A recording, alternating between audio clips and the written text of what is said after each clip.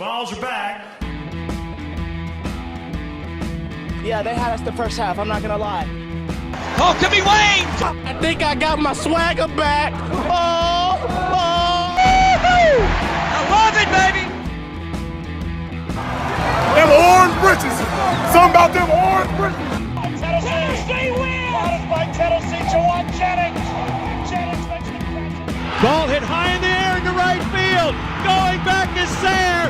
And Tennessee can say hello, win column. A grand slam in the bottom of the ninth. You can't draw it up any better. We just won a basketball game, and we're very happy right now. I made up my mind. I don't expect to ever look back. I'm going to stay at the University of Tennessee.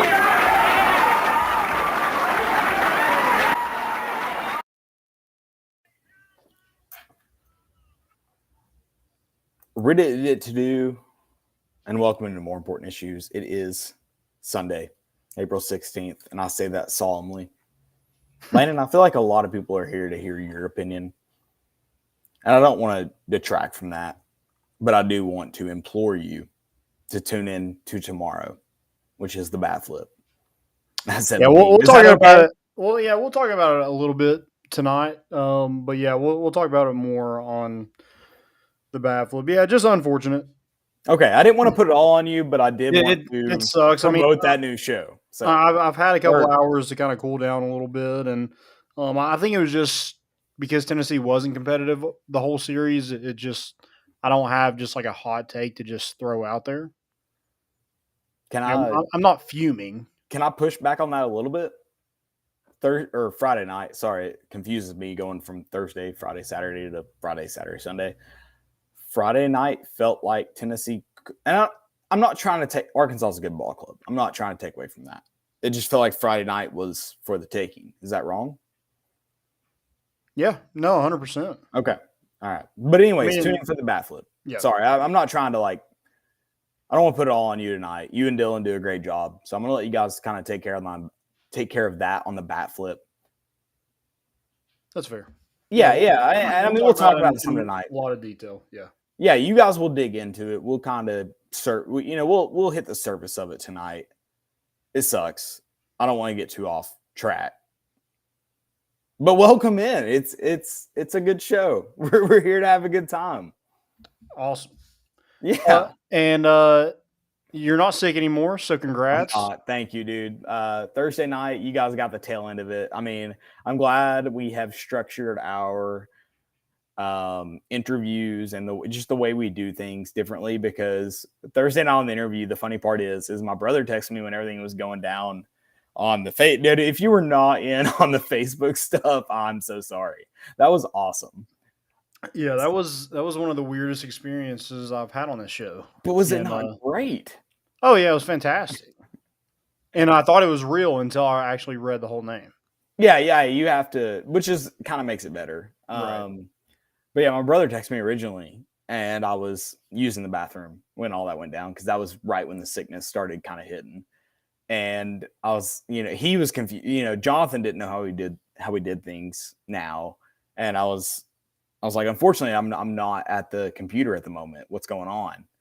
And so that kind of blew the red curtain type deal for him. He was confused how I was on the toilet and doing the live interview at the same time. Little confusion there, but yeah, thankfully we're podcast professionals at this point. Exactly. Shout out to Eric Woods for coming on a little early and getting everything done. It was a good time to kind of break down before the Orange and White game. I hope everybody had a good time. It looked like a good time. Yeah, I mean it was packed. We had more people than South Carolina did, and we charged $5. So, just imagine how many people, if you didn't charge $5, that would have showed up. Yeah, they would have had to open up the south end zone, which would have, I guess, would have made it open to collapse. I don't know how that works. Yeah. I'm not an engineer. Mm-hmm. Yeah, it was. I don't think you learned a whole lot. I guess we're getting right into it. Or I guess we can. Yeah, you need to talk about the sponsor real quick, and then I need to hit. Oh, dude, sponsor is kind of an unfair word to call them. They're the dogs. They're our friends. Shout out to Underdog Collectibles. Underdog is Knoxville's best sports collectible store. the wide selection of UT cards, autographs, and memorabilia. Whether you're looking for a Peyton Manning autographed helmet or the most recent Topps baseball card release, you'll find it at Underdog. The shop is owned by UT graduates and proudly supports UT sports by hosting NIL events throughout the year.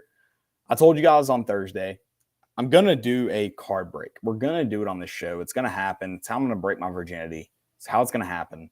And I will not buy Topps from anyone else. I'm buying it from them. Like, it's how it's going to happen because they're the best in the business. Stop by the University Commons Shopping Center next to Publix and Domino's to check them out. Open 6 days a week with live YouTube shows, 3 nights per week.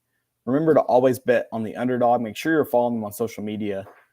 Anywhere you can find them. They're going to tell you about all the NIL stuff coming out. They have plenty of signings. I've told you guys all throughout. I'm staring at Chase Dollander, Christian Moore. I've got Maui Huna up here on my desk.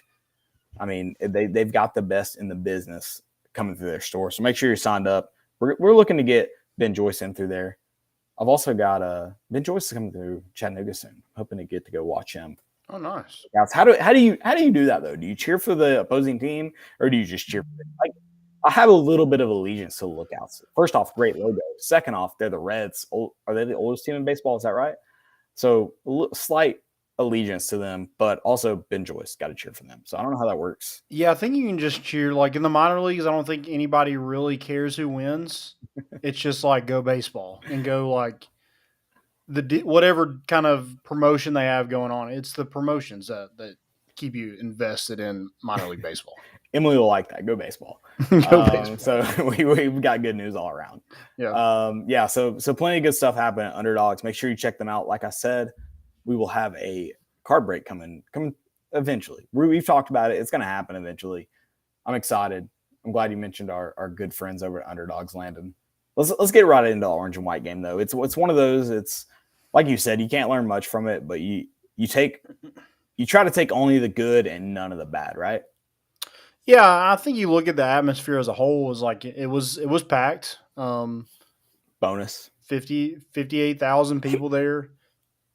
You had a lot of VFLs returning, a big recruiting weekend. It was nice weather. You had the Vol Club tailgate. Just a lot of stuff kind of, made a whole day out of it. And that's what you like to see. You like to see it kind of be – I mean, that's what the orange and white game is all about, to make it some sort of entertainment. It's not just – the game is what it is. I mean, you saw the list of how many – starters were out for Tennessee that didn't participate. So it wasn't the game. It was just the whole thing and kind of a pregame of what this season's going to look like. Yeah, I was talking about it today and we talked about it briefly on Thursday, how it's just so different as an adult. Whereas like as a kid, you kind of clung on to like what this day was. I mean, as a kid, my family had season tickets and I only got to, cause we only had 2, I only got to go to 1 or 2 games a year. So this game was one that we definitely got to go to as a family. And so this one was a little bit different. And I imagine that was what it was like for a lot of Vol fans. And it was just, you really hoped for it. And so it had a different feeling. Whereas now as an adult, you get to go to more games, you get to experience it differently. It's a little bit, maybe expect more than you should get. Whereas a kid, you expect less than you actually get. And so it just has a different feel. And so it was, I think overall, though, it was a good time, right? Yeah, I know that, a lot of people probably spend a lot of time at the concession stand because I heard the lines were miserable. Dude. Well, I mean, at what point do you just say, shut up? Like, it lasted, maybe 3 hours total? Maybe. Yeah, maybe. It was probably less than that. And I get it. You're upset because you want it to be a day for your kids, right? But at the same time, shut up. Like, just go enjoy the game. It was 2:30. You should have ate before you came. If you didn't do that, I don't know what to tell you. Also, you're obviously not a seasoned vet. Like, don't trust the concession stands at all. No. They gave up on Golden's mustard a long time ago. Stop trusting them. Yeah, and if you've been to a Tennessee game, you got to be very strategic of when you get up and try to go to the concession stand. I almost don't. I kind of just get it. When Tennessee has the ball, that's the best time to go. I know it's not ideal, but that's the best time to go because there's no one else going to be in line at the concession stand. Can I give you a secret? I hope she can't hear me. Can I give you a secret? Yeah. You date a girl that doesn't really care. She cares because you care. That's it. Yeah. And you send her. You give her your wallet and you send her. Dude, I'm telling you. Giving the wallet, that's a dangerous game, my friend. Brother, if you care about Tennessee athletics, you give her your wallet. Here's the thing, we share an account, so like she has mine all the time. Yeah, so you don't even have to give her your wallet. You just send her. Yeah. And then you just say, okay. I'm going to rag on my wife a little bit. The hottest game of the year. It's probably 90 degrees in Neyland Stadium. I forget who it was we were playing. This year. Yeah, this year. It might have been the Florida game. It had to be probably Florida. It was 3:30, but I didn't feel like it got that hot, but probably Florida. Well, she goes and gets Petros. Bold move. I'm like, dude, I'm going to have a heart attack. You guys have Petros like right behind you, though. Yeah. Okay. So I'm just like, dude, it's 90 degrees. You just brought me Petros to eat. Like, what am I supposed to do with this? Just let it cool? Put under you my eat seat? it, brother. You choke it down. That's good stuff. Yes, that's Survivor stuff. Yeah. I had to get a wet towel after and just kind of wipe my face off after because I was, steam was just coming out of me. It brought you through. That's good stuff. Honestly, though, it's good stuff. Petros, you can never go wrong. 90 degrees isn't the best time to eat no chili. I mean, I can't disagree with that fact, but at the same time, it was still good. Oh, it's phenomenal. It's still good. Phenomenal. Yeah, Petros 90 degrees, screaming, also a little bit inebriated. It was Florida. Okay, what are you gonna do? So yeah, it was just not the best time for. Let me give you the other side of that. So we're about, I don't know, midway through the third quarter, and maybe not even. We're barely into the second half. And Emily looks at me. She's like, I need something. Coke, whatever, food, I pretzel, I need something. What do you want? And I'm in the same way at the Alabama game. I mean, I had been screaming my head off for upwards of an hour now. I mean, we're giving Tennessee all I've got. And I don't know what I need either. I give her my wallet and I say, go get us something. Don't care what it is. Get us something. She comes back with Dunkin' Donuts. We talked about this with I'm blanking now. Who'd we have on the show after that? Oh gosh, VFL. Didn't even know Dunkin' Donuts existed in the stadium. She brings me back a coffee about midway through the third quarter. If I didn't have that coffee, I'm not sure if Tennessee beats Bama that day. I'm really not sure. I can't tell you for sure. And so shout out to her for pulling through for the Vols for me. Not only do I not know if Tennessee wins that game, I'm not sure if I live to see that day. My heart rate had gotten up. I know what a lot of you people are saying. Caleb, coffee probably helped that. No, doubt it. Brought it down, brought me back to life. It was a great day. And so coffee definitely brought me back. I think I had a little bit of a pretzel. So I'm going to give you the other side of that I might not live to see the day if I don't have that coffee and pretzel. So, all right. So it was a big deal. Petros next time. Petros or coffee? Petros, coffee, pretzel, coffee. Anything you need. Just anything you can fuel your body with to bring the Vols to victory is what we need. If you had to wait in a line at the orange and white game, consider yourself lucky. Consider yourself a Vol fan. It's probably what brought Tennessee a victory on April 15th. So, but yeah, going to the game a little bit. I mean, you saw Gaston Moore. Holy crap, dude! Gaston Moore. I mean, I had someone. I need to respond. I didn't see it until this morning. I saw someone text me. He's like, "Is Gaston Moore?" I guess they're not. I mean, they're a Georgia fan, but they're in Knoxville, so I thought they followed it more. They're like, is Gaston Moore legitimately in the QB competition? Kind of thought it was facetious. No, he's not. But it is funny how he kind of showed out yesterday, right? Yeah, I mean, you're there to see Joe Milton and Nico, and here comes Gaston Moore to light up the skies. So here's the thing. I think Gaston Moore showing the way he did, obviously it means absolutely nothing. But I do think it means that Tennessee is always going to be in good hands with Josh Heupel and this offense, whoever is that quarterback. Right. And I think that's one of those things is that it was – I mean, you talked about it in the first spring. You thought Hendon Hooker was third. He was the third best quarterback in that spring game. And so I think it's one of those things that it just shows. So it's funny kind of going back. I don't want to hit too much on it, but talking about is Hendon Hooker a system quarterback, blah, blah. I'm not saying that these guys are system quarterbacks because I think that's a very nuanced term. I think it's kind of a dumb term, but I think there is nuance to it that I think it just shows that if there is it's a cop-out for analysts that don't want to actually watch film.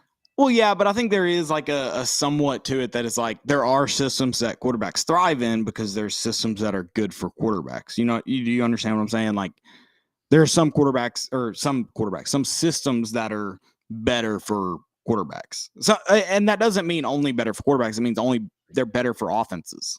Mm-hmm. Like there's just some better offensive systems. And so I think this job, like you just said, this system is better for offenses. This system is better for quarterbacks. Like it is what it is. Like, yeah, Hendon Hooker was better in this offense because this is a system better for offenses. Yeah, it was a system that like he fit in perfectly in. And that's what it's all about. Like fitting, you got to find that right fit at quarterback. Otherwise it doesn't work. Oh yeah. But I think it's also more so it's a better system. More like people want to call them system quarterbacks. I don't think it's that. I think it's that this is a better system. You're telling me you couldn't plug Tom Brady? You couldn't plug the best quarterbacks of all time. You couldn't plug Tom Brady into the system and it'd be good. Mm-hmm. You could. I mean, I'm gonna blank on some of the best ones, and I'm gonna get probably crap for it. But you couldn't plug. I don't even want to try now because I just screwed myself. But you couldn't plug anybody into the system and it wouldn't be good. That's bullcrap, right? Yeah, probably. Unless it's, I don't know if Will Levis would be good in the system. A hot take. I think Will Levis would be phenomenal in this system. Is that a hot take? I mean, it's not a hot take. I think with his decision making, I don't think he would. Okay, phenomenal is a strong word. Word. Will Levis would be successful in this system. If you make good decisions, you will be successful in this. Will Levis would be, if he had the Tom Hendon Hooker had under Josh Heupel, he would have been successful in the system. More or less successful than Hendon Hooker. What we know now, less. But less. He would have been successful. Okay. Yeah. It's fair. Austin, I know that hurts to hear, but it's true. You're kind of going at like the system quarterback is a like what you're saying. It's not a knock just because he's in a good system doesn't mean he should be knocked for the NFL draft. Correct. I mean, I think it's the same as Lincoln Riley. Like that's the same thing, right? So I used Tom Brady initially when I started to try to like go on it because Tom Brady got the same treatment. He's a system quarterback, yada yada. The problem's not the right word. At New England, he had a system that complemented him and vice versa. Does that make sense? Mm-hmm. It wasn't only successful because of him, and it wasn't only successful because of him. Does that make sense? I think you just repeated yourself twice, but I get what you're saying. It wasn't the system wasn't only successful because of him, and he wasn't only successful because of the system. Correct. Okay, there you go. Okay, yes. There we go. All right, just want to make sure I was saying that correctly. Yes. Whereas I feel like it's the same thing in Knoxville right now. Like Joe Milton has the same path ahead of him that Hendon Hooker had last year. That feels not crazy to say right now.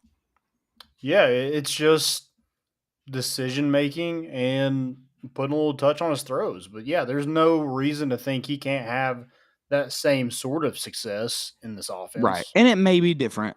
I like how you said that same sort of success. It may be different. Yeah. I mean, he might throw. I don't think you're not asking a quarterback to throw 27 touchdowns and 2 interceptions. I mean, that's right. A wild stat. Correct. But yeah, he should 100% thrive in this offense. But I feel like it could much like Gaston Moore should thrive. Right. Well, Gaston Moore's been in this offense longer than Joe Milton has. True. He was at UCF with Josh Heupel before he Yeah. came to Tennessee. Good point. I like how it could be a very different approach. And you mentioned that touchdown to interception ratio, and that could be it. But it could also be the run game. This run game, in my opinion, in terms of the running back room, should be more rounded out. Now, the thing that throws the wrench in that for me is that the offensive line has more questions than it should. Not should. That's not the right word. But then ideally, with the way your running backs figure it out, running back rooms figure it out. So that is going to be an interesting piece. I mean, this spring practice has done nothing but, helped your running backs.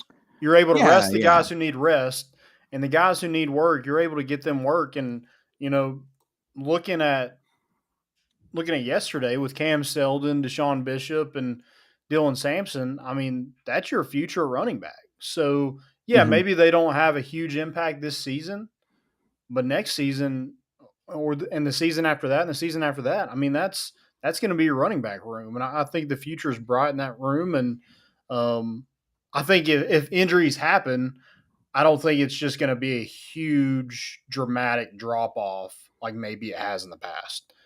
It's not going to go to like a Alvin Kamara, Jalen Hurd to a John Kelly goes out and Carlin Fields-Amie has to come in for a run and it hits him around the chest, that kind of thing.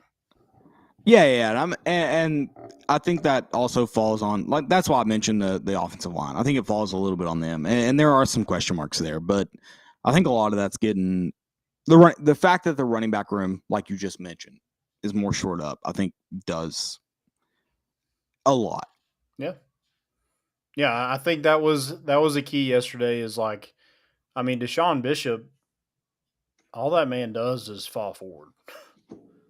Deshaun Bishop's a dog. And someone commented back to more important issues that you're not going to mention Deshaun Bishop. And I was like, listen to the podcast. Listen to the podcast. This is the Deshaun Bishop fan club, you asshole. Listen to the podcast. I almost commented on it, but I didn't. I mean, come on. Yeah, that was my bad for not including him. No, you shouldn't feel bad because we mention it every time. We've been mentioning it for 3 years. Shut up. We are the Deshaun Bishop fan club, or I am at least. Landon, you can separate yourself from that if you want, but I am the Deshaun Bishop fan club. Yeah, I mean, he showed out. All he does is fall forward, gets yards. I mean, he's tough to tackle too. And then, well, it's just funny that people were mentioning how big Cam Seldon is, and he's huge. He's massive. He's bigger than Deshaun Bishop for sure. But Deshaun Bishop isn't far behind. Like, he's not that much smaller, and he runs very similar in terms of just running big. He runs very similarly, and so you're talking about two freshman backs that are just run like each other and run fast. Like, yeah, sign me up for both of them. Yeah, Cam Seldon is a massive individual, and I'm excited. He didn't even play running back in high school.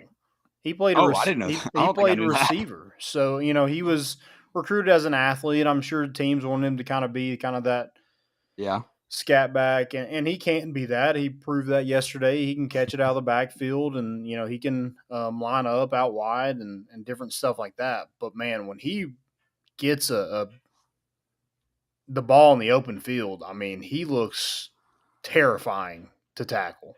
Well, and I don't know if the coaching staff intended to do this to me or the average fan, and I consider myself the average fan. I don't know if they intended to do this, but it kind of being the outlet for Nico gave me more, what's the right word? More just like expectations, more hope that, he's going to be listen, Bama fans aren't going to like this. If you guys didn't have, what's his first name? Oh my gosh, running back. Jahmyr Gibbs. Jahmyr Gibbs. If you guys didn't have Jahmyr Gibbs, and I know everyone's going to look at that last drive and go, if he hadn't dropped that little in route. Oh, if he hadn't dropped that in route. If y'all didn't have Jahmyr Gibbs, that game wouldn't have been close. It kind of gave me hope for that kind of guy. oh, he can play 50 points with some of the best teams in the nation. That kind of gave me hope for that, right? Like he's playing, like he's kind of outletting your freshman right now. Like he's making which that's a tall task. We're talking about Bryce Young, one of the better players, one of the better quarterbacks in the nation, but he made Nico look really good early on in the orange and white game, right? I mean, what would you have thought after Nico after 2 drives if Cam Seldon went in? People would have been panic butting. We made fun of that one $8 million quote early on. Yeah. People would have been doing that all over the place on Saturday if it wasn't for Cam Seldon. Well, and then you see Arch's highlights and you're like, I'll take Nico. But yeah, I mean, if without Cam Seldon, that would not have been a conversation. Right. People would have been hitting the panic button so hard on Nico. Well, Nico, that was one of the few guys that Nico actually threw to that was on scholarship too. Again, fair point. But would that have been considered if he had not have hit Cam Seldon? Oh no, 100%. But yeah, I thought he looked good. 8 of 16. Probably want to get that percentage up a little bit, but his first time in a game. Yeah, it's his first time into a game setting like that and in front of a big crowd like that. And I mean, obviously, like the kid's good. You saw the throw he threw to Ethan Davis. I mean, right. But the footwork, his ability to kind of see inside the pocket and know when to tuck it and run, know when to take a sack, know when to bounce. It just looked like he wasn't a freshman. Yeah, I think everything, like you said, didn't look like he was a freshman. Everything looked like it flowed. Gaston, I think kind of the measuring stick was Gaston more in terms of how everything kind of leveled out. I think everything looked about there. And I think that's all you can ask for in an orange and white game where you have a ton of freshmen. We talked about building depth. We had we've talked about it all week or shouldn't even say all week, all spring. And I feel like everything kind of looked like it leveled out. And that's kind of what you want to look like going into summer. Yeah. Yeah, and I'd like to see what it kind of looks like if you had kind of any of your starting wide receivers, what that looks like a little bit. So, yeah, it was kind of to see. I don't think you can kind of like – you can't put your hopes too high and you can't – right. You can't put anything too low either. Yeah. Yeah, I thought the defense looked fine. I mean, I have one of my fails is the Florida spring game, and it was kind of making me worried early on of what the score was going to actually be at the end, but we turned out to be okay. But I want to see kind of what it's – I mean, you didn't have Ramel Keaton. You didn't have Brew, Squirrel, Dante Thornton. None of those guys played any on offense. So I'd like to see kind of what those quarterbacks look like. Also, like, what does it look like with the defense with those guys? Is it a lot worse? Right. But also, like, I thought the defense looked fine. I thought, we saw Danico Slaughter kind of flash a little bit. Christian Conyer had a big pass breakup that led to a pick from Cam Miller. I thought Ricky Gibson and some of those guys, Arian Carter at linebacker looked good. There's just a ton of young guys that really stood out. And I think that's with spring practice, that's all you're looking at, like what you have going into fall. Yeah, I think what this team looks like. You already know what you have in that receiving core. You already know what you have in Jalen Wright, Jabari Small, Aaron Beasley, Keenan Peele. You already know that. I think you know what's behind them. Exactly. If you don't know what your starting 22 are by now, you're in real trouble. Yeah. And so you're trying to kind of iron out what's behind them. Mm-hmm. So yeah, it was good to kind of see those young guys show up. Caleb Webb, who's a redshirt freshman, I thought he looked good. I thought Ethan Davis. That kid looks like he. Did they say anything about getting banged up there at the end? Besides, I read something in ACL, it wasn't related to that. No, it was a collarbone. Right. They said it wasn't related to that. Did they say anything beyond that? I've read something where it was a broken collarbone, but I don't know what that. Which a broken collarbone could be like a couple months. Right. It could be. It could be a lingering thing as well. Yeah, exactly. It could be good to go by July. Okay. Yeah.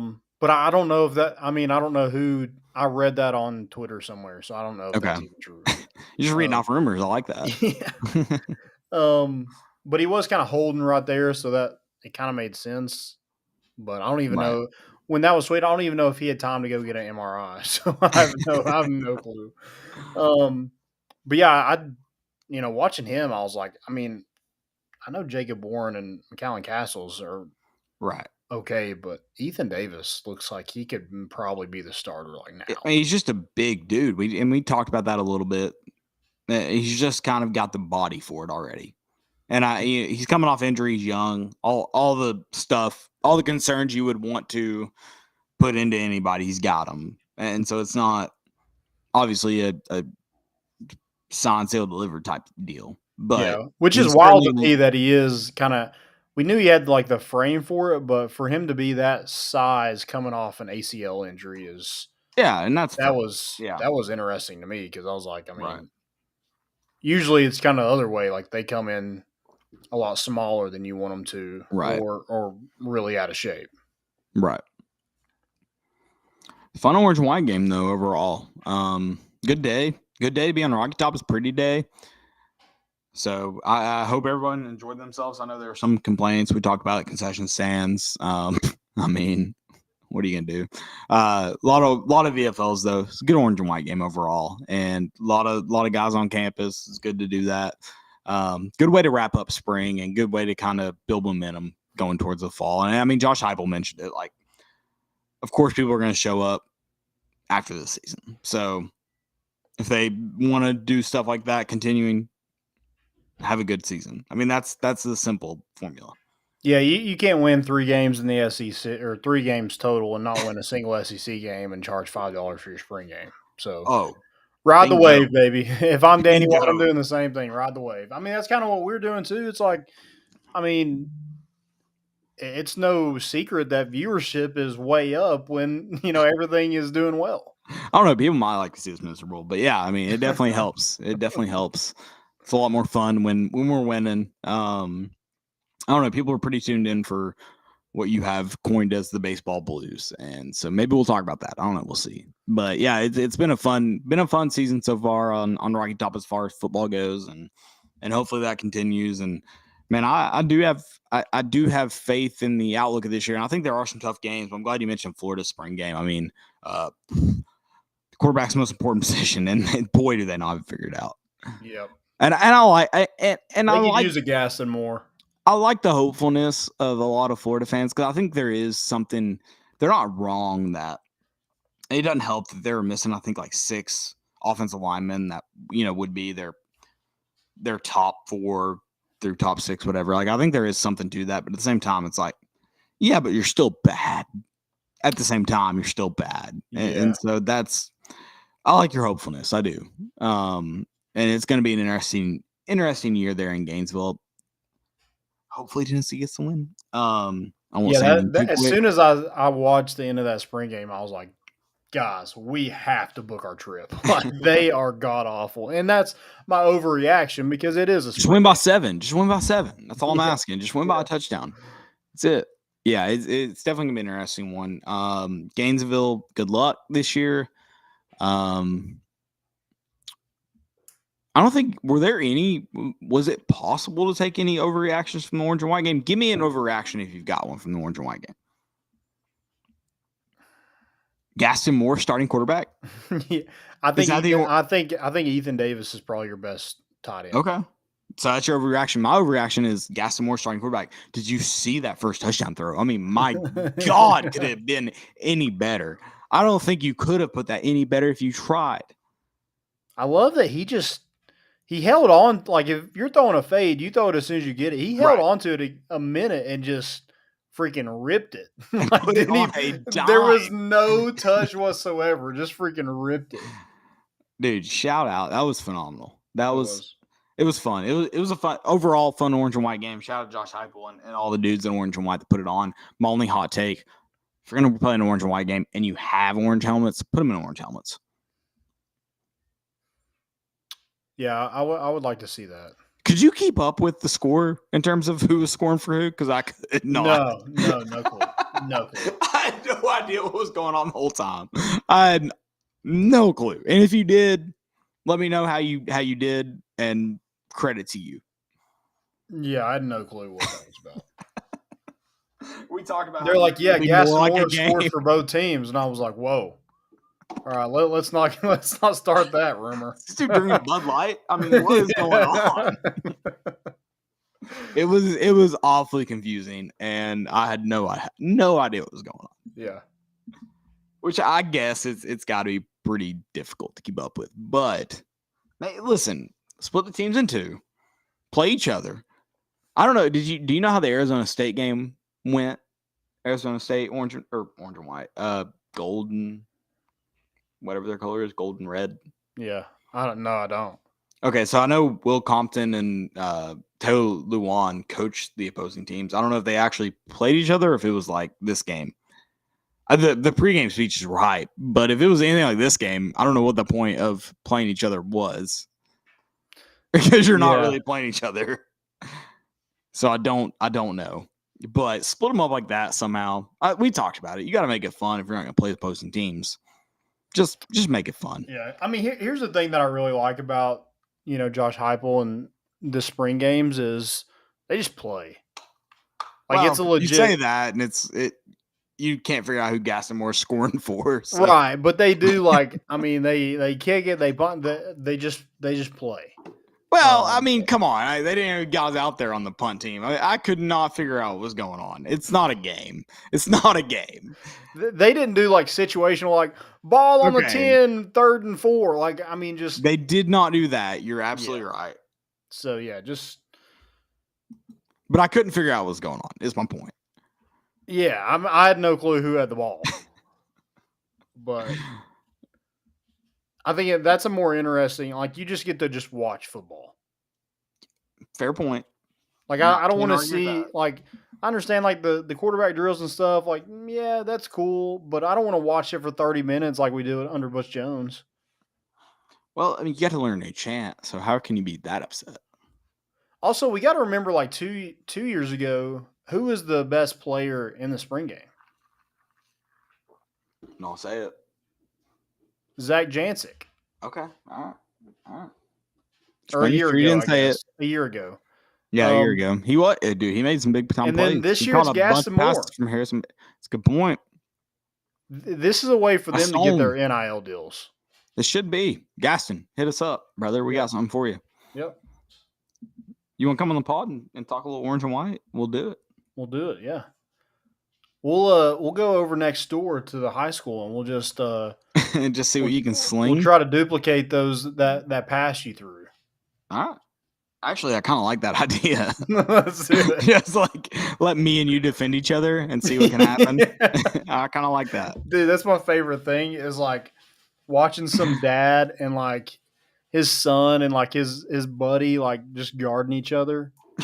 And they're like, none of them ever play wide receiver, like ever. But dude, there's just something fun about like talking crap to one another, even though like exactly it's like two linemen. I mean, that's my favorite. Just talking crap and be like, "Oh, I burnt you." Yeah, I'm pretty convinced I'd trip over my own feet at this point in my life. So I'm pretty sure I'd run like 2 routes and be very out of breath. So I'm good. You've got it about right. Let's talk some 2024 players before we get to the sad news of this show, though. Yep. So got another commit today, and I guess the spring game was worth it. You got a commit out of it, and that was 3-star safety Adrees Farouk.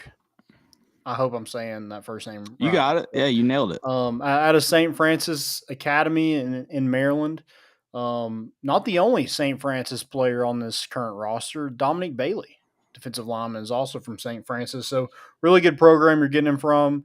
Has a really good teammate as well that Tennessee's high on. Iffy, he's a cornerback, a 4-star cornerback. Is also a teammate that came down here with him this weekend. So, you land another commit out of it. That's 9 for this current class.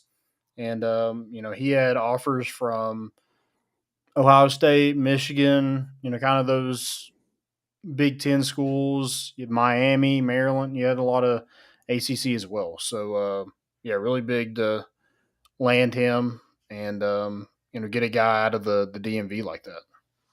I like how you use the DMV. That was solid. Yeah, no, for sure. Good use of, like you said, the spring game and getting those 2024 commits. Can only be excited. Yeah, this is the DMV you actually want to go to. Correct. I think of I don't think anyone else played that game because I had PS2 before it was cool to have PS2. I think there was an awesome mercenary game where you always dropped in the DMV, but I don't think anyone else played it. I feel like I'm the only one. If you played it, let me know because I can't remember the name of it. Brand.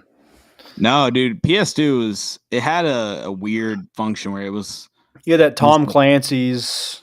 It probably, honestly, Tom Clancy's made some of the. It was just called Mercenaries. There's no way, Deep Blue. Yeah, that is off no brand. way. That is off brand. No way. Maybe it was, but it was awesome. I mean, it was phenomenal. So I had PS2, and then we had the OG Xbox for a while. My family.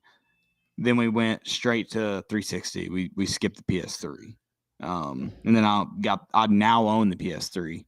Me and Landon were talking about it for. I bought it only for Rock Band. So yeah, I need to borrow that. Yeah, oh yeah, you do.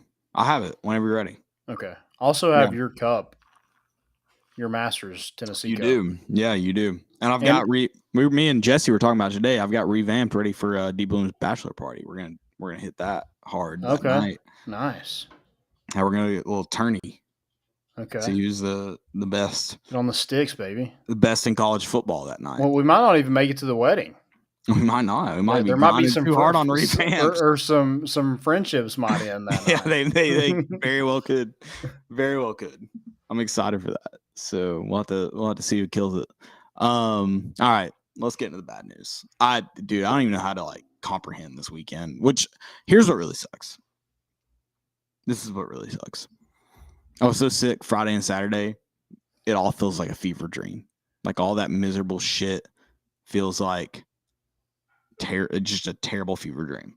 And then today, when I could remember it, somehow it felt worse. Like a big old kick in the nuts. I don't know. I don't know what to make of it. For those of y'all who didn't know what happened to Caleb at the end of last episode, he just got up and left because the bathroom's calling. Stomach bug it was kicking in before that. I'd already warned everyone in here could possibly happen. And it eventually happened, which I guess it had kind of happened before then. And I tried to fight it for about 30 minutes. And then it finally just called my number. Nope, can't do it anymore. Yeah. And it was terrible. And so, yeah, that was me for Friday and Saturday. And then today, when I could follow, just made me more miserable somehow. Mm-hmm. Well, you look good. Thank you. You're glowing right now. I was told I look pale, which I probably do. So, because I immediately recovered from that, and then we celebrated my birthday today, and I immediately went to the adult beverages. So, probably not the best idea, but did you, do what you can do. Did you lose any weight? Dude, I lost 4 pounds. I lost 4 pounds, and I'm thinking, don't put it back on, brother. Take that as a sign from God. Yeah. Just keep drinking water, baby. Exactly. Do not put it back on. You start fasting. I've thought about it. Ramadan just passed. Maybe I should just stop anything that fasts. I should just go with that. Like Sonogo from UConn? Yeah, exactly. And I should any religion that fasts, I should follow. That's wild, by the way, to not eat or drink anything and then go play a basketball game. It's pretty common, though, which kind of blows your mind. Everything they tell you about doing that, soccer players do it all the time. They fast during the day before games, and I don't think they even drink water during Ramadan. Dylan, look that up. I don't think you can. Yeah, I don't think you can. Yeah. And so I think that was the thing with Sonogo. He doesn't drink any of it. Between daylight hours, you cannot drink water, and you have to sustain from that. So I think they take water breaks in professional soccer during Ramadan as soon as sun sets. So the players that practice Islam can do that. That's crazy. Yeah. It kind of does that not blow your mind in what everyone that tells you how to prepare for games and stuff? It's like these dudes are doing it in spite of all that. Yeah. Yeah. And Sunoco went for 21 in the national championship during Ramadan. Yeah, and he's not a small human either. Dude, did you just copy and paste that? Did you see that? Yeah, you expect me to read that and understand that? Yeah, that's one of those things. You're like, I'm happy for you, or I'm sorry it happened. Dude, I started to read that, and I was like, I have no idea what that says. Is this your words? Dylan, I know you got the long hair and the beard, but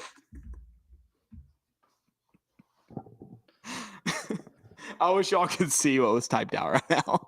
I really do. Also, just got a text from Dylan's fiance saying that we better make it to the wedding. So, oh no, I don't know if college football revamped is the way to go. All right, yeah, maybe we shouldn't do that. Maybe we should find a different way to reconcile our differences. Yeah, because we may be on the sticks for a while. We'll bring the gloves, settle it there. We will not practice Ramadan with the college football revamped. No. But yeah, no, it is insane. I don't know what else you want to say about. We've kind of gotten away from the baseball weekend. Yeah, well, let's get into it a little bit briefly. Okay. Yeah, that's sad. It sucks. That's fine. Yeah, and I got to get into it a whole different show tomorrow. So. You got a minimum 30 minutes tomorrow night. So yeah, just unfortunate. I mean, Tennessee's not playing good baseball right now, and it's showing. I mean, they weren't really competitive this well, I feel like they could have been on like Friday and Saturday if it's not for the defensive errors. Yeah, it's everything just kind of spirals. You know, when it's not one thing, it's another. It's either it's starting pitching, which it was in the first two games. Starting pitching was fine. But then it was errors. And then Arkansas just made Tennessee pay every single time. You had that associated with, you know, Camden Sewell comes in, struggles.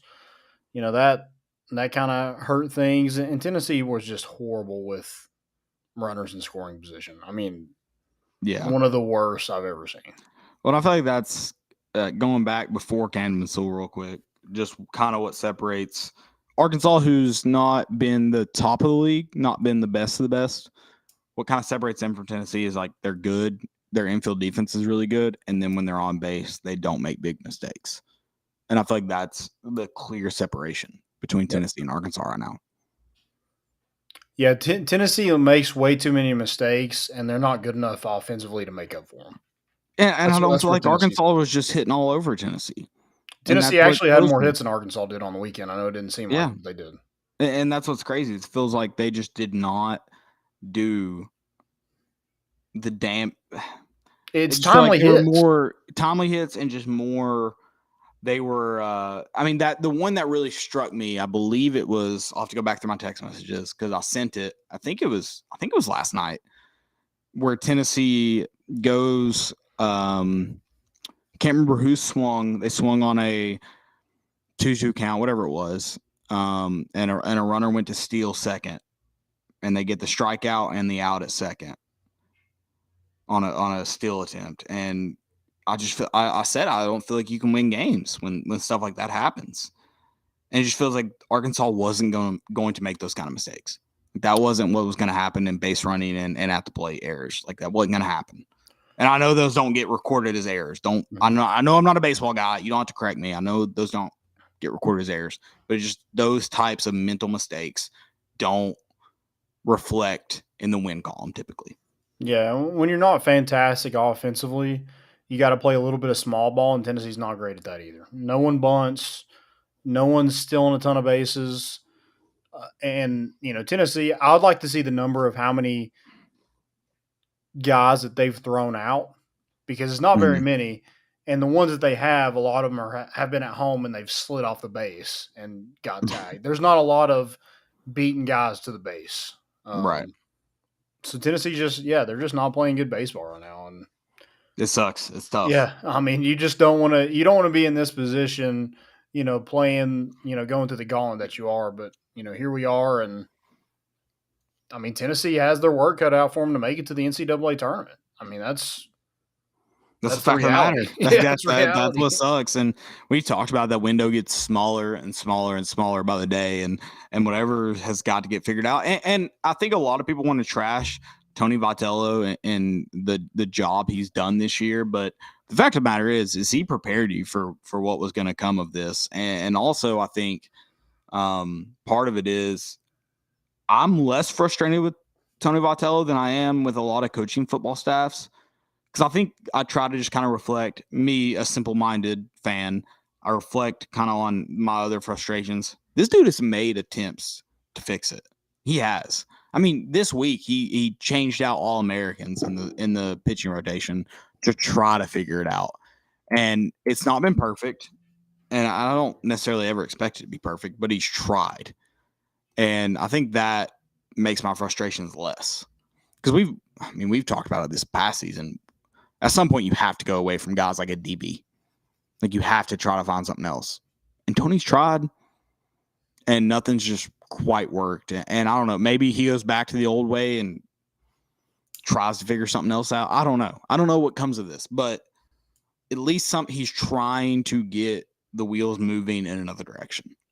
And obviously, he's not doing, like, there's not something right in the way we're running bases. Like, let's say that, where I feel like, I don't know, I feel like the way people talk, and I kind of understand it, base running is very much a coaching decision. Is that right? Yeah. I mean, you have guys that have the green light a lot more than others, for sure. It's a coaching thing more so than a player thing. Yeah. It's like, I feel like that issue has gotten, I haven't felt as many base running mistakes. While there have been some, it's not been as many lately as there was early in the season. And it wouldn't be a huge thing if Tennessee could hit with runners on base, but when they don't, and then you get picked off and stuff like that, it just sends people into a frenzy. I mean, right, but there has been a lot of base running mistakes, but I still feel like it hadn't been as many as early in the season. Is that fair to say?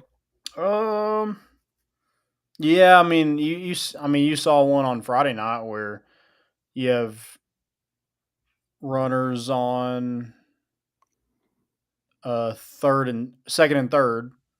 It's a grounder to third or grounder to shortstop maybe, and you get caught in no man's land in between home and third. They throw home, and I mean, you're kind of stuck, and it just leads to an out.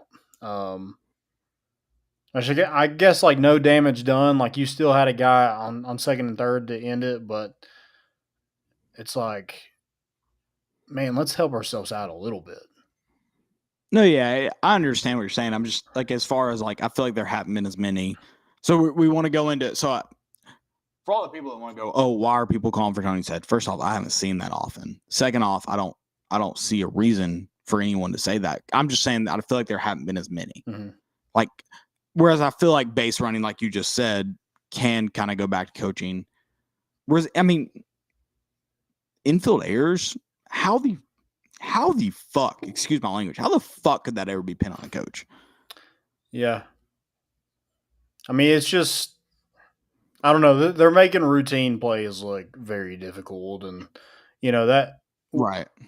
We hit into double plays all the time, but it seems like we can't turn one to save our lives. Right, and it's obviously has nothing to do with the guys in the infield either. Which, I mean, I guess you could. At the end of the day, it all falls back on the head guy. I mean, at the end of the day, yeah. But if we want to look at this team as a whole, he's tried many different paths, and there's not one that makes it easy. Yeah, I just think two guys that you kind of like hope that would, kind of fit into this lineup nicely, and Griffin Merritt and Maui Ahuna has really struggled in SEC play. I guess it all kind of rounds on my point of like, there's not an easy fix right now, and Vitello can't make it. Like, it's not possible. Like, this season is what it is. Like, this roster is what it is. And they've got to figure it out. That's, I guess, kind of rounds out my whole point of like, it cannot, the errors that seem obvious to be coaching errors have kind of seemed to iron themselves out for the most part. Like you said, there's still going to be moments. Yeah. It just kind of comes with the territory. But overall, 3 errors on Friday. Is that what it was in the infield? Mm-hmm. Yeah, you had 5 on the weekend, which... What the fuck can they do about that? Like, what can they... I mean, I'm trying to be just realistic about it. Like, you can't make a play at first. Like, you can't make a play at first. It is what it is. Like, what are they going to do about that? You gonna pull Blake Burke off first? Is that really what you're gonna do? No. Like, I mean, seriously?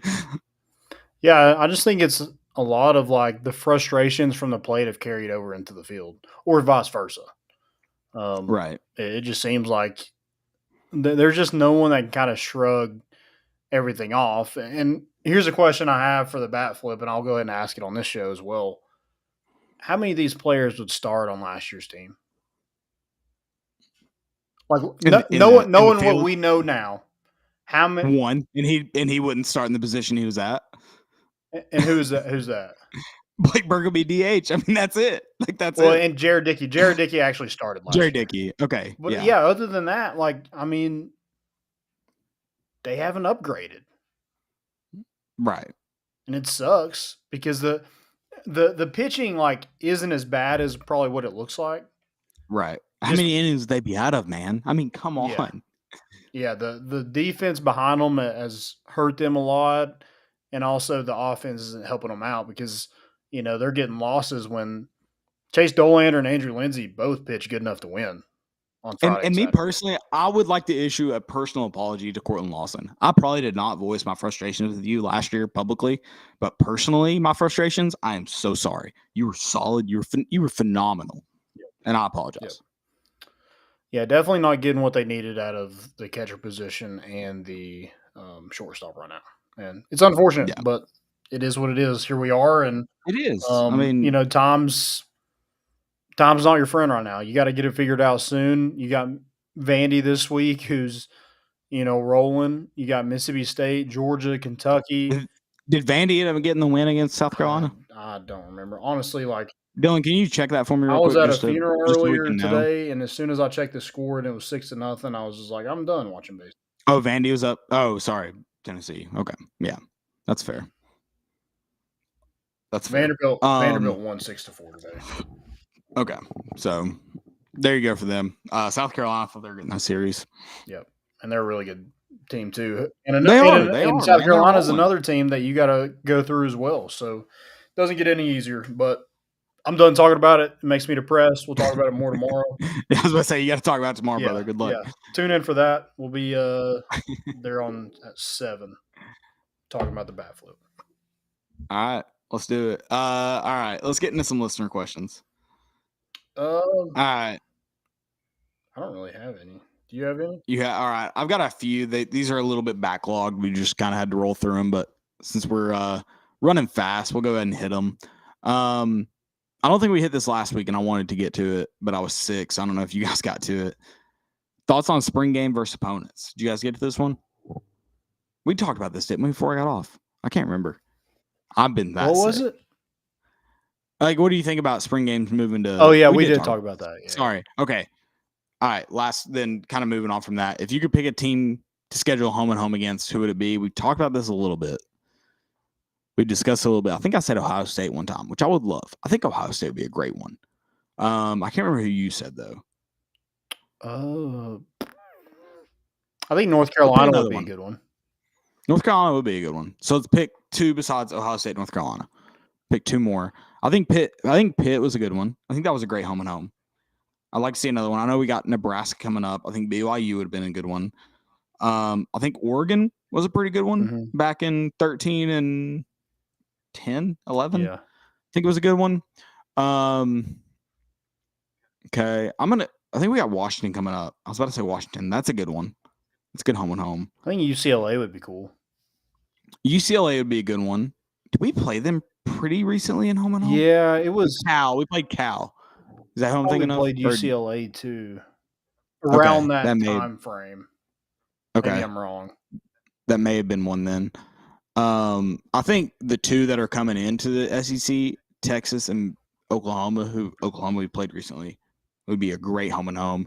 So I think going back to the Big 12, I think someone like TCU or Baylor, kind of lesser, that'd be cool, prominent Big 12 teams, I think would be great ones. Yeah, Kansas State. I like Kansas State. I like that one. I'll go a little bit deeper than that, if you will. Kansas with Lance Leipold. I think that would be a good one. What about Colorado with Dion? in their high school squad. Yeah, I like that. Did you see dress that on Twitter? Did you see who dressed They that? tweeted out, like, the big Colorado.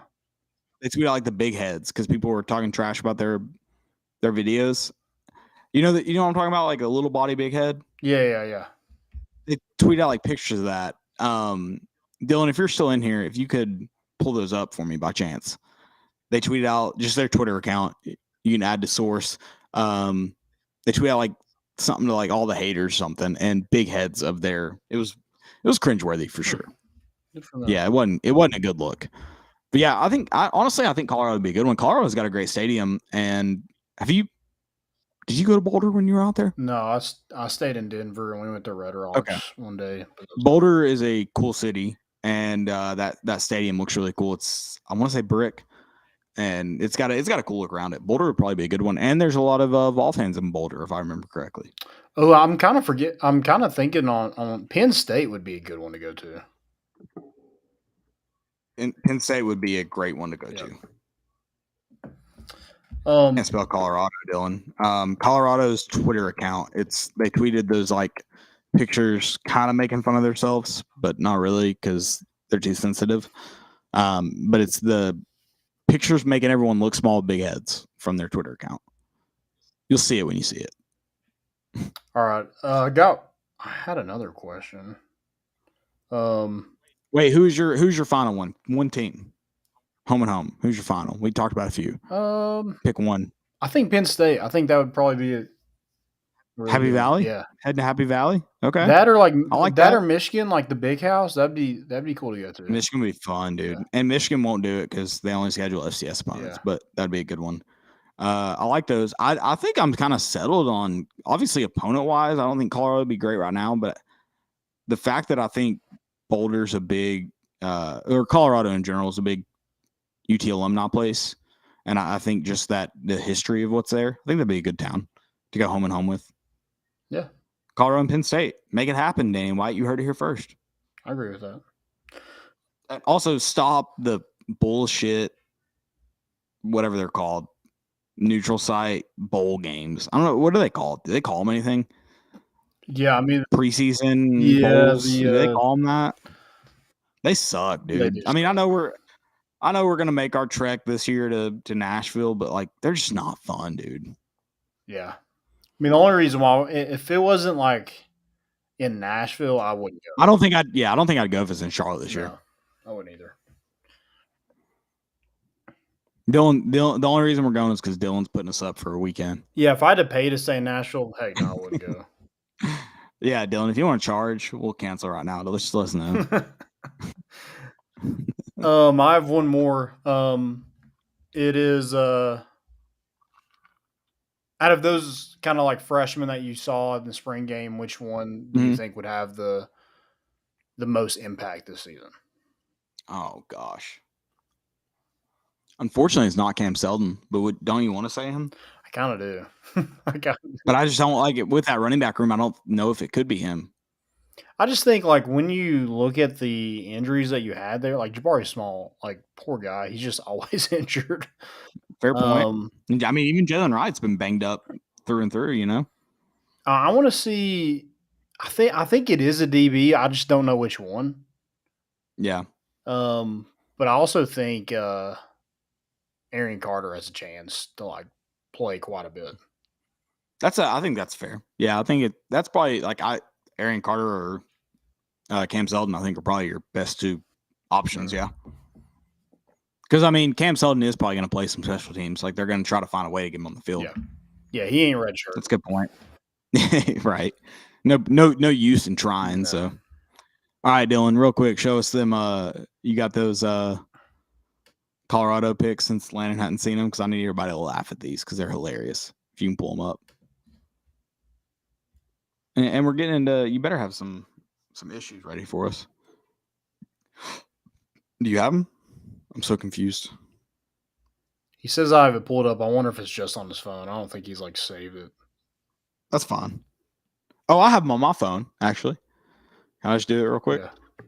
Well, I don't know if you can see them. Oh my God. Can you? Yeah, I have seen that. I know how them screenshotted. I mean, just why? What are you doing? What are you doing? Quit trying to fight it. Just accept that. I mean, you saw the video, right? That I sent the other night. Yeah. What are you doing? Just accept what it is. All right. Any more questions? Nah, I think that's it. All right. Guys, go check out the Vol Club. $5 each month can get you into the Vol Club tailgates. You're subscribed to the newsletter. There's just tons of stuff tons of perks and merchandise and stuff that you have access to with the Vol Club. Get access to these athletes with signings and appearances and things like that they show up in. It's just your way to kind of make sure that Tennessee stays winning the way that they are. So go join the Vol Club today. We'll tweet out a link to that, so go check that out. We're an affiliate with them, so we really appreciate them teaming up with us. And also, I didn't mention this with Underdog, but Underdog is actually giving away a signed wooden bat from Drew Gilbert. If you go to their Twitter, it's UDog at UDog Collect. Go to that. We retweeted on our Twitter as well. Just a really good, really cool bat that they're giving away. And so get a chance at that. Go to their page and retweet that to enter and follow them because they have tons of stuff to give away. And they just want kind of more involvement within this fan base. So go check them out. Yeah, definitely go check them out. They're awesome. And yeah, definitely need to hop in that giveaway. Yeah. Clutch giveaway. All right, let's go most important. Most important. I'm gonna have to scroll a little bit. This is the least I've looked at my phone in a weekend from being sick. Like I was legitimately too sick to look at my phone. So if that tells you guys anything, it should. Yeah. So if you've got one, Landon, go ahead and read her off to me. I have John Rice Plumlee from UCF. That's the most important? Yeah. Okay. Yeah, it went from he was playing a baseball game. I think he was 2 for 4 with a couple RBIs, and then threw for a couple touchdowns in their spring game. Like left in the 7th inning to go play in the spring game. So I just like they're letting athletes play. I like that. My only kind of pushback to that is dude has been all over my TikTok and I'm kind of fucking sick of it. So like I'm like, dude, get out of here. Like I do not care at this point. You're rolling with the F-bomb. I know. He's what was it? Got me fired up. The Tony Vitello got me fired up, and now I'm just don't even spin them out. Just let it fly. We gotta put NSFW on this already. So why not? But yeah, dude, I've seen it is cool. Did you watch the video of him going from the game? Yeah. It is cool, but I watched it probably 85 times. Scrolling through my TikTok last night on loan. I was like, I don't care anymore. You must have been searching them deep to get that many TikToks on there. That algorithm is. I guess, dude. I get stuck in algorithms for sure. For sure. A time loop. Yes. I got the. Did you see the Barstool? The reason I saw it is because Barstool called it. Did you see the New York firefighters versus the New York Police Department game? Did you see the fight that happened in the last like 30 seconds? No. So I guess someone scored because it was a face-off at mid-ice. And the fight that happened in the last 30 seconds was electric, dude. It was, I mean, just haymaker on. You got to watch it. I wish I had it ready for you. I really do. It was electric. First off, that game, it looks like a pretty good hockey game. I think they play it at where the New York Rangers play. Like they play it on like a legit stadium or arena. And they have like 70. It's like I guess you kind of equate it similarly to the Army Navy game. You know, it's like the hardest ticket to get kind of deal, like 17,000 tickets. Yeah, you got to kind of know like a firefighter, police department person to get the tickets type deal. Yeah, that kind of thing. And dude, it looked like an atmosphere for sure. It looked like fun. I mean, first off, big hockey guy here. Huge. Yeah. So, electric atmosphere. It looked like fun. I think we need to find a way to get on hockey more often. I'm definitely never betting on it ever again. What'd you lose hockey? What'd you lose? It was just like when I was deep into like betting on like tennis on Tuesdays and like Chinese basketball. So you're gonna bet on like NHL? It was like random hockey. Yeah, and then I started doing NHL, started doing like totals, and like I started doing parlays, and it was just miserable. So I stopped. I actually haven't bet anything since the Masters. Oh wow! All right, so you're a weekend. Yep, it's a good cleanse. Nothing on the spring games, huh? No, not a lot on the spring games. No. All right. You got any fails? I got 2 fails. The first one, I just got to go with the Florida Gators. 10-7, man. Also, they call it like the orange and blue game, but one of them's wearing. I guess we do the same thing. One of them's wearing. No. We do it right. We do orange and white. They do blue and orange, but one of them's wearing white. Yeah, you shouldn't do that. You're right. Yeah, that's bad. So, yeah, 10-7. I hate to see it, but man, I can't wait till we play them in this one. I hope you're right. Mine were both. We've already talked about it. You're not wrong that the John. How do you say his name? John. Is it John Rise? Yeah, Rise. Yeah, Rise Plumley. The amount of TikToks I saw were obnoxious. Then also Colorado. That was just bad. Don't. We're gonna talk about it more because you did it. Yeah. You idiots. I got one more, and it's PFF college. You know, of course. What'd they say? It was the QB rankings for the 2023. Do I need to get my chalkboard ready? No, not this time. Not this time. No. Wait, hold on. Before you get into that, do you remember when they tried to make fun of Jarrett Garantano being the potential starter at Washington State? Yes. Like they didn't hype him up every day at Tennessee? Dude, greatest quarterback on third down under a blitz. Those morons. They were like, oh, what is going on here? Shut up. Sorry. Yeah. I mean, you're right. And everything that they tweet, everybody just like picks apart because it's just... It's stupid. It's idiotic, yes. So the quarterback rankings for the 2023 NFL Draft. They have Bryce Young. Wow. Bryce Young... They got me choked up. It's so bad. Bryce Young, Will Levis, Anthony Richardson, C.J. Stroud, Clayton Tune, Stetson Bennett, and Hendon Hooker at 7. Hendon Hooker is the 7th quarterback. That makes sense to me. Yeah. Clayton Tune. Yeah. You heard that dude's terrible. I bet on Houston like 3 times. He's awful.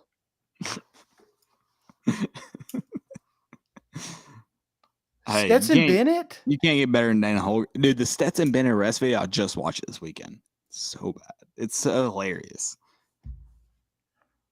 I'm not judging him based on that. I'm just saying it's hilarious. That's all I'm saying. I'm not judging his quarterback abilities based on that. I'm just laughing. Yeah, I mean that's unreal. Clayton Tune. Give me a break. System quarterback. I'm pretty sure Pro Football Focus has, stats on like how good Hendon Hooker was, and then it's like, oh yeah, but he's 7th quarterback rankings in the. Well, yeah, duh, no duh. Yeah, doesn't make any sense. That's all I got. That's it for me. It's been fun, boys. It's been fun. Sorry for the F-bombs. I'll put an NSFW warning on this. It wasn't after dark, but just imagine it was. Guys, thanks for listening. Hope you all have a great week. I know the Sunday scaries are setting in, so I'm sorry about that. We'll be back tomorrow talking about Tennessee baseball, the bat flip. Maybe we'll try to talk you off the ledge. I don't know. I don't even know if I'm able to talk myself off the ledge, so we'll see. Appreciate y'all listening. Love you guys. We're bringing the boat in, and we out.